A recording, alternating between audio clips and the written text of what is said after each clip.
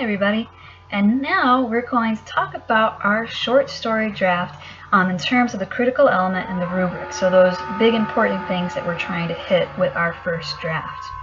Alright, so we're actually going to go through our rubric in some detail, and I know I'm long-winded, so I'm going to try and keep this one a little bit shorter. Alright, this is going to be due this week on this Sunday. We want to really push 4 to 6 pages, okay? Right here it says 4 to 6 pages of your story. Remember that final requirement is 6 to 8. Typically, I'm not one of those instructors who has a hard cap, but remember we're writing a short story, so we really want to kind of keep it to that 8-page range. And we'll have a continuing conversation about that as it gets closer. Alright, this is going to be workshopped in Module 5 by your peers, so it's really important that we get at least 4 pages and kind of maybe try and push to 6 pages, but anywhere in between those 4 to 6 for our first draft.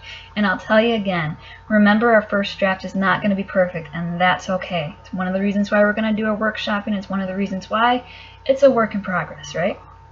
Alright, so for the prompt part of this, you're going to want to work on a short story with that main character that you did in your character sketch.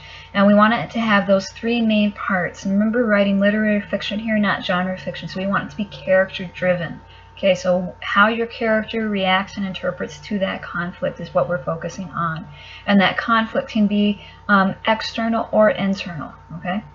We want to have a beginning that captures the reader's interest, a central conflict, and maybe a reversal that focuses on that single character and pushes the story forward, and an ending that has resolution and clearly shows how that character has changed a little bit, if not in a huge, massive way. Okay, we want to see some change in that character, even if it's just like an opinion or a sense of relief or whatever. We'll talk about that as we go forward.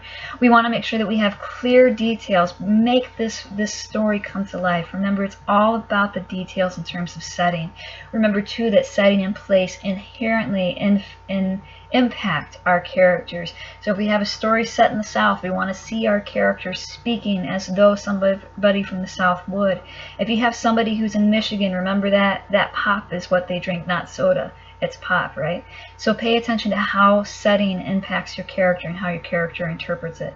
Remember, attention to detail helps immerse that reader into the story and move that story forward. There's my dogs barking and saying hello. Alright, now specifically our critical elements in our story. We want to be storytelling here, right? We're writers, it's what we do. So let's create that short story with the appropriate plot progression. It's got a beginning, middle, and end. Create a clear setting that is rooted in the character's unique perspective through the use of description.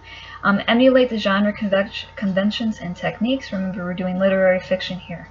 We want to create imagery that helps to communicate the theme of your story with unique voice and style. Now, we have not really talked about voice yet, and that's okay. So we're going to continue to work on this. It's a work in progress. That's why it's okay if our first draft is not perfect. Second critical element that we're looking at is our character. Again, we've not really talked about point of view yet, so that's okay. It's a work in progress, but we do want to have a clear point of view for the story based on careful consideration of the perspective that you're trying to give. Alright, incorporate other characters with individual personalities that display a realistic range of emotions so that you can show that growth. And again, we want to have some good dialogue. Alright, remember that I will be offering very specific feedback for this as we move forward, and you are going to have a workshopping activity, so again, it's okay if it's not perfect. Alright, the nitty gritty here, we want 4 to 6 pages, make sure it's double spaced, 1-inch margins, 12-point font. For those of you guys who have been writing it in the actual comment area, we don't really want to do that anymore. We want to write it into a Word document or other type of actual document and submit it so I can offer some inline commentary on it. Let's take a closer look at those critical elements and how we want to get that proficient level. Alright, storytelling plot. We want to create a short story with the appropriate plot progression, beginning, middle, end. Let us get to know those characters. Let's have some conflict and a little bit of reversal and a conclusion with a little bit of resolution and some indication of how your character has changed. Storytelling, that setting. Let's create a clear setting, a clear place that's rooted in the character's unique perspective and using a lot of descriptions here. Don't just tell us if there's a tree out there. Tell us that it's a Michigan black walnut tree, right?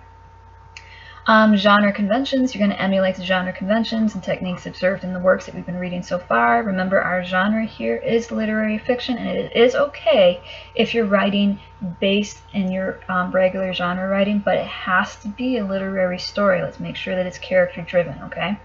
Storytelling, voice and style, creates imagery that helps communicate the theme of the story in your own unique voice. Again, we haven't really talked much about voice yet, so let's just give it our best try. It's a work in progress. And the same with points of view. We want to utilize a consistent and appropriate point of view for the story based on what your goal is. So maybe you're going to do first person, maybe you'll do third person, and maybe if you're feeling really adventurous and it's appropriate for your story, you'll try second person. But again, we haven't really talked about it. That's for next week. So give it your best effort, and we will talk together and see if maybe that's the best point of view, or maybe we'll push to try something else. And characters, you're going to incorporate characters that are unique and have individual personalities. These are the characters that we've used in our sketches, as well as some supporting characters. Let's make sure that we spent enough time to really get to know them. How do they take that cup of coffee? Even if they never drink a cup of coffee in your store, we still want to know what type of person are they. Are they going to drink it black, or did they pour tons of sugar in it? Again, that's just an example, but you really need to get to know your characters, right? We also need to have some dialogue going on in these stories. We don't want to have a dialogue-free story, all right? So have your characters talk to other people or even talk to themselves. Let's make sure we have some dialogue that reflects the character's personality and attributes to their growth, and contributes, to their growth and development of plot. Let's not pull a Quentin Tarantino here, right, and have them talk about waitressing when there's no purpose for that, unless, like with Quentin Tarantino, when they're talking about the character that doesn't tip, Mr. Pink, that really kind of gives clear character development there and tells us the kind of character that Mr. Pink is. So even if your dialogue doesn't drive the plot forward and it reveals something about your character, that's okay too. Again, we haven't really worked a lot with dialogue yet, so it's a work in progress. And then again, articulation of response. We are writing fiction here, so there's a little bit of leeway in terms of grammar and that kind of stuff, but let's make sure that we don't have any overt spelling or syntax errors that is not appropriate to what we're writing, and maybe we don't want to have any grammar in there that's going to really confuse our readers.